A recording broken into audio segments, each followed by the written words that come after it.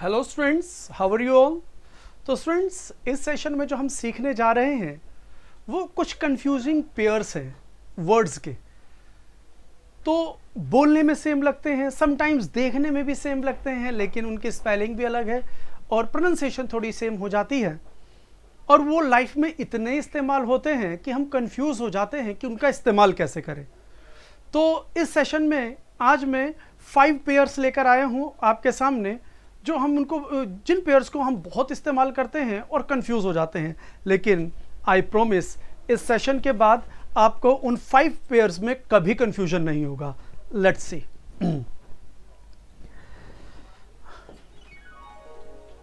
तो बेटा हमारे पास जो फर्स्ट पेयर है दैट इज एडवाइस और एडवाइज।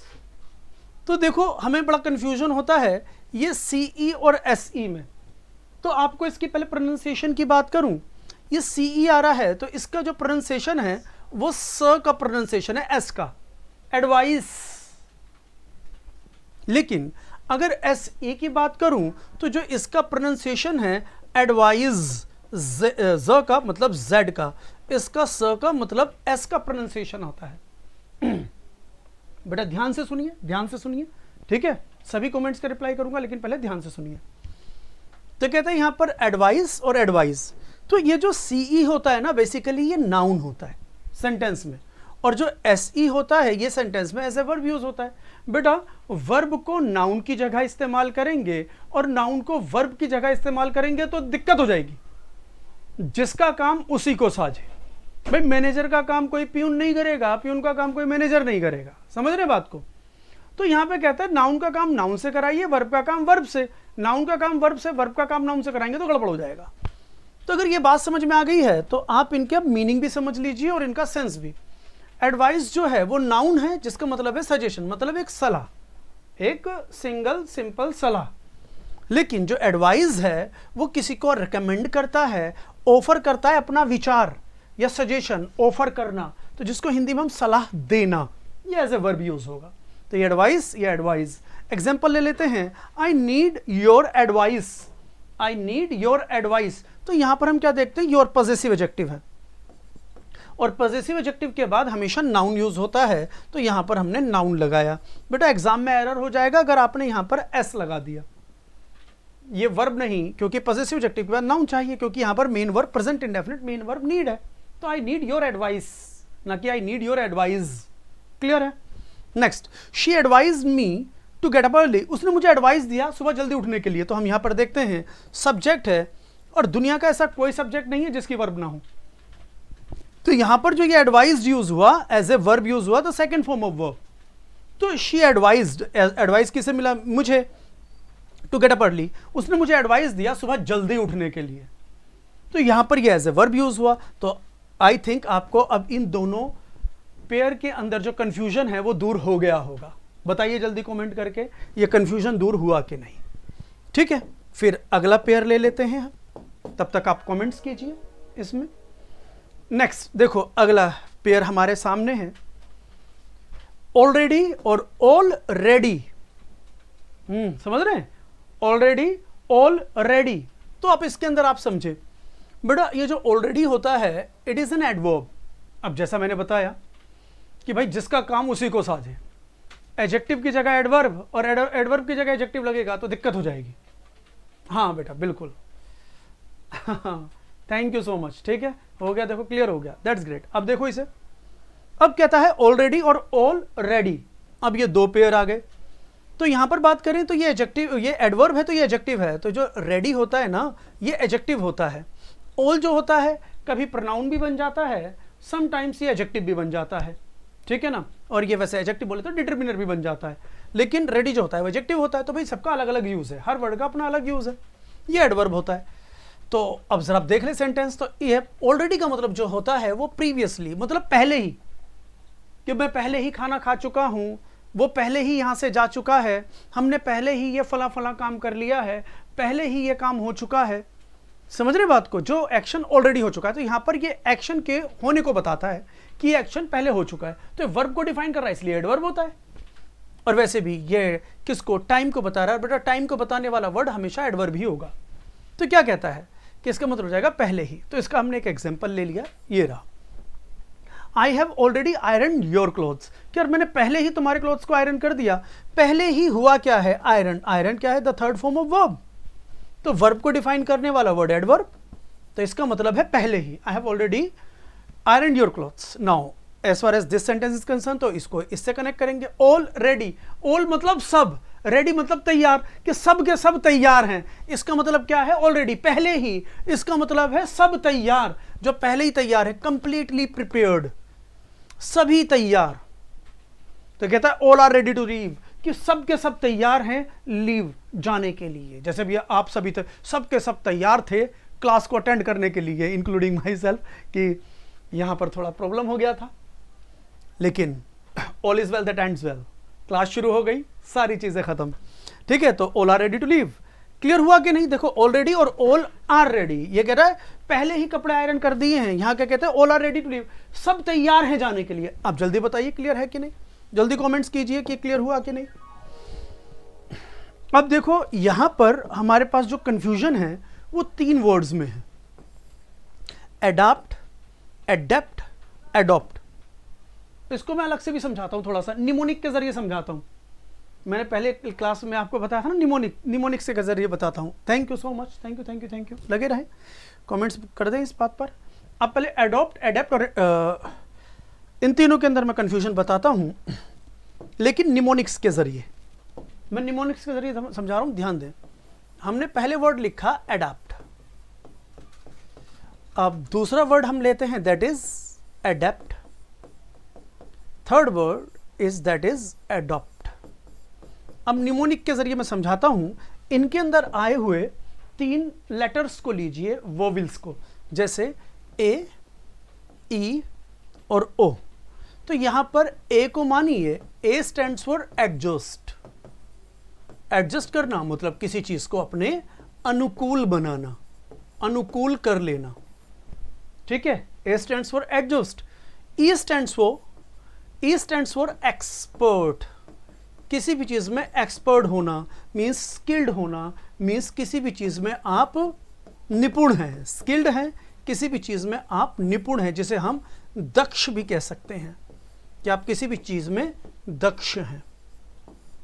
क्लियर है?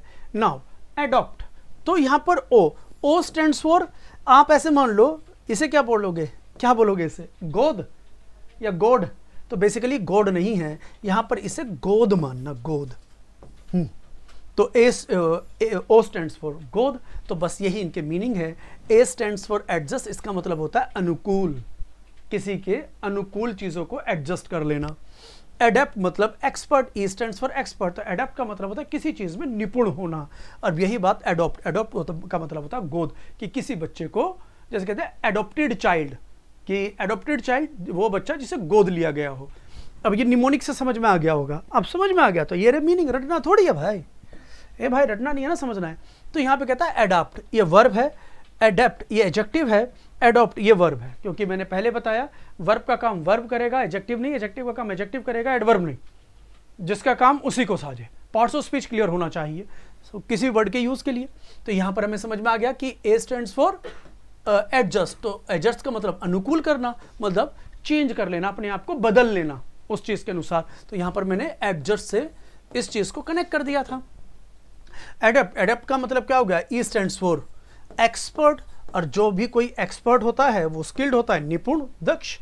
और एडॉप्ट, तो एडॉप्ट यहां पे हमने किसके लिए लिया था, कि गोद, जिसे हम जीओडी बोल सकते हैं। तो गोद चूज करना, ग्रहण करना, गोद ले लेना किसी को। बात समझ में आ गई होगी। तो एक एक example, the example for this word is we should adopt ourselves according to every circumstance, कि हमें अपने आप को ढाल लेना चाहिए, बदल लेना चाहिए, अनुकूल बना लेना चाहिए हर सर्कमस्टांस के अनुसार। हमें अपने आप को हर परिस्थिति, सर्कमस्टांस मीन्स परिस्थिति, हर परिस्थिति के अनुसार हमें अपने आप को अडॉप्ट कर लेना चाहिए, चेंज कर लेना चाहिए, बदल लेना चाहिए, उसके अकॉर्डिंग बन जाना चाहिए। Next, now the example for this word is adapt. My sister is adapt in cooking, कि मेरी सिस्टर जो है वो कुकिंग मतलब खाना पकाने में बहुत ही निपुण है, कुशल है, उसे कुकिंग बहुत अच्छी आती है, तो यहाँ पर ये एक्सपर्ट का मीनिंग हो गया। Next, the example for this word is this, they have decided to adopt a child, कि उन्होंने दे मतलब मान लो हस्बैंड वाइफ ने डिसाइड किया कि चलो किसी बच्चे को एडॉप्ट कर लें, किसी बच्चे को एडॉप्ट कर ले। तो उम्मीद कर रहा हूं ये तीनों के मीनिंग क्लियर हो चुके होंगे। जल्दी बताओ क्लियर है कि नहीं, एकदम क्रिस्टल एंड क्लियर है कि नहीं, जल्दी कमेंट कीजिए। I am waiting for your reply.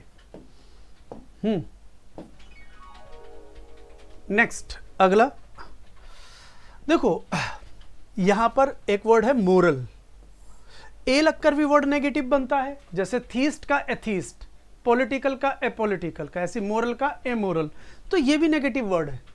और बेटा यहां पर भी मोरल से पहले एक प्रीफिक्स आया, ए और इम, आई एम दोनों नेगेटिव प्रीफिक्स हैं। Thank you so much, clear हो गया ना। अब इस पर ध्यान दीजिए। आइए, तो हमारे पास आया एक एमोरल और एक इमोरल। तो जैसे आई एम भी नेगेटिव प्रीफिक्स है, जैसे पॉसिबल का इम्पॉसिबल, क्लियर है। अब ये दोनों को देखें, बेसिकली ये दोनों ही एडजेक्टिव हैं। एडजेक्टिव है तो किसी नाउन प्रोनाउन को डिफाइन करेंगे, लेकिन इनका जो मीनिंग निकलेगा वो क्या निकलेगा। मोरल का मतलब होता है नैतिक, इस मोरल का मतलब हो जाएगा नैतिक। तो बेटा एमोरल का मतलब हो जाएगा अनैतिक, जो नैतिकता के खिलाफ होती है चीज, तो इसलिए एमोरल का मीनिंग हो जाएगा अनैतिक। लैकिंग ए मोरल सेंस, जिसके अंदर नैतिकता की कमी है, वो अनैतिक होता है। एग्जाम्पल के तौर पर हम एक सेंटेंस लेते हैं, I strongly disagree with this amoral approach to politics, कि कई बार हम पॉलिटिक्स में, कई बार क्या आजकल तो सिर्फ पॉलिटिक्स इसी वजह से रह गई है कि पॉलिटिक्स में जाएंगे तो पावर में आएंगे, लोगों पर अपनी धौंस जमाएंगे और इलीगली पैसा कमाएंगे। आजकल पॉलिटिक्स यही है, और ये जो है एमोरल अप्रोच है। मोरल अप्रोच क्या होगी, समाज सेवा।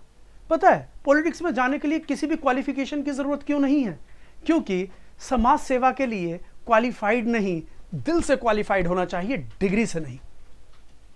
लेकिन आजकल लोग सिर्फ पॉलिटिक्स में आने के लिए एमोरल अप्रोच लेते हैं, मींस अनैतिक अप्रोच। तो ये उसी सेंटेंस की बात करता है, I strongly disagree with this amoral approach to politics. Clear हुआ। तो अगला देखें, इमोरल। तो ये मोरल जो हमने बताया कि भाई कि वैसे तो नैतिक अनैतिक, लेकिन इसका नेगेटिव मीनिंग एक जाता है। यहाँ पे मोरल का मतलब है चरित्र। एक वर्ड के दो मीनिंग हो जाते हैं, एक वर्ड के दो मीनिंग। जैसे एक वर्ड जो मैं बता रहा हूँ उसके तो तीन मीनिंग है। फायर, फायर मतलब आग लगाना भी होता है, फायर मतलब गोली मारना भी होता है, फायर मतलब किसी को नौकरी से निकालना भी होता है। तो एक वर्ड के दो तीन मीनिंग जनरली हो जाते हैं। सेम एज यहाँ पर मोरल का मतलब है चरित्र। अब मतलब अब जिसके अंदर आई एम लगकर वर्ड नेगेटिव, तो यह हो गया चरित्रहीन, जिसका कैरेक्टर खराब हो। तो क्या कहता है, correct behaviour, corrupt behaviour, not conforming to accept standards of morality, मतलब जिसका चरित्र खराब हो जाए, उसकी बात कर रहा है। तो यहां पर इसके लिए एग्जांपल ले लेते हैं। He realized that their relationship was immoral. तो भाई ही ने, कोई भी ये पर्सन है, उसने ये महसूस किया कि उनकी जो रिलेशनशिप है ना वो इमोरल है, मतलब चरित्र के खिलाफ है। उनका रिलेशनशिप एक सही डगर पर नहीं है, गलत डगर पर है। उम्मीद कर रहा हूं ये भी समझ में आ चुका होगा। जल्दी मुझे कमेंट करके बताइए ये भी क्लियर है कि नहीं। कोई कंफ्यूजन तो कमेंट सेंड कीजिए, मैं इसको दोबारा समझा दूंगा। नेक्स्ट, अगला वर्ड और ये लास्ट वर्ड, इसको भी समझ लेते हैं। देखो कितना यूज होता है। जैसे ऑलवेज, ये एडवर्ब है। अभी क्या कहता है, ऑलवेज।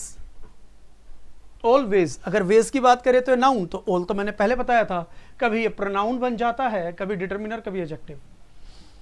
तो वेज जो हो जाएगा नाउन। तो अब दोनों का मीनिंग अलग। अब ऑलवेज का मतलब क्या होता है, always, always at all times. तो इसको हम, इसका एक फ्रेज भी बनता है जिसे हम कहते हैं फॉर गुड। फॉर गुड का मतलब भी होता है ऑलवेज, जिसको हम एक सिनोनिम के रूप में ले सकते हैं फॉरएवर, हमेशा के लिए, ऑलवेज। तो ये क्या हो जाएगा, इसका मतलब हमेशा, एट ऑल टाइम्स। लेकिन ऑलवेज, तो वेज का मतलब रास्ता, तरीका है ना, रास्ता, तरीका, सारे तरीके। तो इसका मतलब हो जाएगा ऑल मेथड्स, हर तरीके, सभी तरीके से। वेज का मतलब रास्ता, रास्ता मतलब तरीके भी होता है। तो दोनों के एग्जांपल, पहले इसका एक एग्जांपल लेते हैं। Always serve your parents. कहता है ऑलवेज सर्व योर पेरेंट्स, हमेशा अपने माँ बाप की सेवा करें। तो यहाँ पे ये वर्ब सर्व को डिफाइन कर रहा है, वर्ब सर्व को डिफाइन कर रहा है, इसलिए एडवर्ब है। और वैसे भी ऑलवेज जो है, ऑलवेज यहाँ पर टाइम को बता रहा है हमेशा, और जो वर्ड टाइम को बता रहा है वो हमेशा एडवर्ब होगा। टाइम, प्लेस, रीजन, मैनर को बताने वाले वर्ड हमेशा एडवर्ब होंगे।